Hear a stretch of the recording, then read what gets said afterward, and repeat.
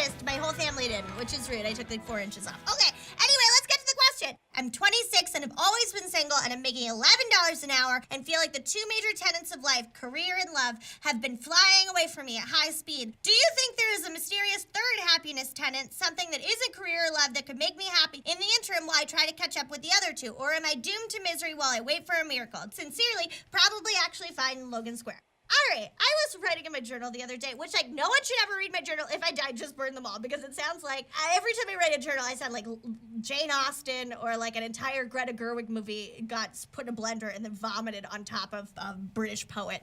It's a nightmare. But as I was saying to myself in my own journal, I think the major act of your 20s, the major project of your 20s is both inspooling yourself from your own internalized misogyny if you are a woman, and discovering friendship is the most powerful force in the universe. What you need to do is fall in love with yourself, and then the rest will fall into place, and you're like, oh, Katie, that sounds harder than actually falling in love with. Because the thing about dating is fun, because sometimes you can date a man you resent, and you can turn that 3-month relationship into a 6-month relationship, and then your mom can say to you, we never liked him. And you're like, I know nobody liked him. I didn't like him. He didn't like him. Nobody liked him. You know what I mean? It's just like every dude is trash until you find one who's not trash, or is at least the kind of trash that fits into your trash life. So there are things that you can focus on that aren't love or career, because your career is just like a capitalistic trap that pays your rent, so don't even worry about it. Who cares? They're never gonna pay you enough to be there. We live in the Great Depression and our parents don't, which is a very weird thing, emotionally, physically, spiritually. My mom was like,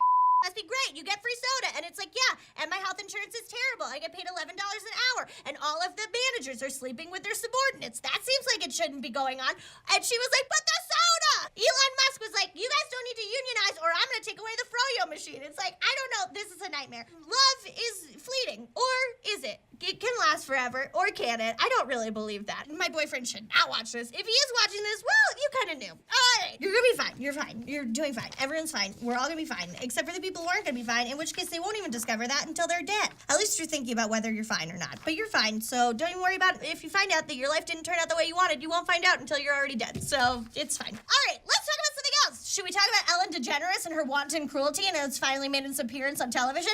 Yes, we can! Oh, are they playing Parcheesi? Are they experiencing the joy of dominoes? And it's like, no, it's just Ellen torturing people. They have these like enormous machines. Ellen drops people into tanks who are afraid of heights, and then she laughs gleefully. America's favorite daytime talk show host turns into a cruel, sadistic Marquis de Sade at night. The kind of physical danger that you're going into on the Ellen DeGeneres My Favorite Games program is intense. So no one watch it because it is an act of cruelty on television. It seems like the kind of game show that would occur in a dystopian film, and we'd be all like, okay, that's a little crazy. But it's not crazy, it's happening right now! Okay, that's for the show. You can find us online at yellyoubetter.tumblr.com. You can find us on Facebook at /yellyoubetter. You can email us questions at yellyoubetter@gmail.com. And you can find us on Twitter at yellyoubetter. I've been Katie Faye. That's the show. Listen, you're gonna be fine. Everything's fine. $11 an hour should be illegal. 15, you know what I mean? 15 should be the minimum. Okay, I'm gonna go. I'm leaning down. Do you see that? Okay, bye. That wasn't great. Nothing will constrict my opulence.